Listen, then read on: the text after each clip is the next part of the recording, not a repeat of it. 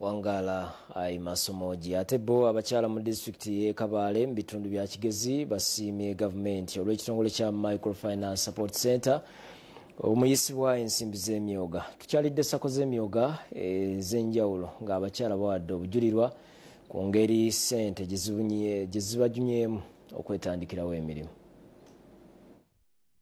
Enteekateeka ya gavumenti ey'emyoga ebukadde bulungi mu matunda ddala abakyala mu bitundu by'Ekigezi mu disitulikiti y'e Kabale. Reverend Sister Olivia Tulamye okuva mu kigo kyawaliro Fatima Catholic Parish agamba nti esooka kulowooza nti emyoga pulogulaamu ya byabufuzi kyokka yakisuula nti si bwe gwali.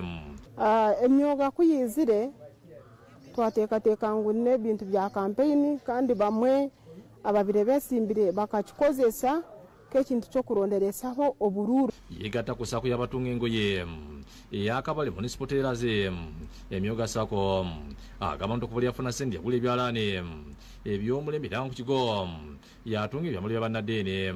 Kubanza bakatuheereza miliyoni 5 ezo zitwaguzire egi mashine y'imwareba ya embroidery ey'okubaasa okukora designs. Mu kiseera kino atendeka abantu okutunga engoye omuli amasuta n'ebirala ng'awadde bannayuganda amagezi okwettanira emyoga gw'ekulaakulanya. Muno omuntu owa hansi otakwebaasa konka nabaasa kutunga kacce okuruga mu myoga kamuyambe kamwiheyo osanga omuntu yafuniramu fiizi. Ye Franco Bakadema akulira sako eno awadde obujulirwa kukira emyoga gibayambyemu. Babaasa kugura za spare parts z'okutamu kugira ngo babaase kugira amani g'okubaziira kandi abandi bakagura ebiharani bisya nk'aha abaha hamwe n'okugura zindi materiyo zibalire batakabaasa. Ye Peruth Karwana wa Kabale Municipality Elected Leaders emyoga sako anyumya engeri emyoga gimuyambye okwongera amaanyi mu bizinensi ye ey'okulaba nnyo okuva amatooke endundu n'amapeera n'ebibala ebirala. Akati ka miliyoni 6 watandikaho ekibakweta ngu ne wine n'engikora mu bitooki n'ebindi bingi ebitukwehingira omuri Kabale.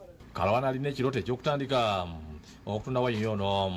Nyensa kare na gavumenti twaheza kutunga certificate gavumenti nayo erija kuba eyina entaasa era rugaha myoga. Yeginati yasimwesigwa akulira sako ya Kabale Municipality Elected Leaders emyoga sako agamba nti bafuna obukadde nsaamu ze bateeka mu bintu ebyenjawulo gamba ng'okulunda enkuku byagamba nti bitumbudde byenfuna bakulembeze abawansi. And we dispersed it to these all associations and they are doing great. In fact, they have made profits.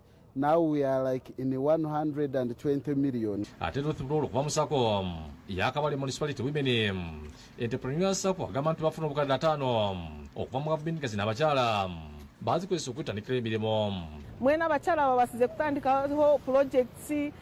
Bamwe baratunga empunu, abandi batunge wakami, abandi badyo mu kola wine, abandi bine midaara omu butale bakwise barakola twine n'abaregula entemera muhanda. Bano nabo bakola wine bayine esoobe nti esawa yonna bakutandika okutunda mu ggwanga lya DR Congo era ng'asiimye President Museveni olw'okussa abakyala ku mwanjo. Ninyenda kwebaza gavumenti eyebembirwe His Excellency President Yoweri Museveni Kaguta ahabwa lukundo eyagirira omukyala. Ninyenda kumwebaza ahabwo kwisuka omukyala w'ennyuma oliyo tino musingo gwalabasa kuto mu banka. Rachel Nakiwala yakusakidde eggulu enkula Bukedde TV.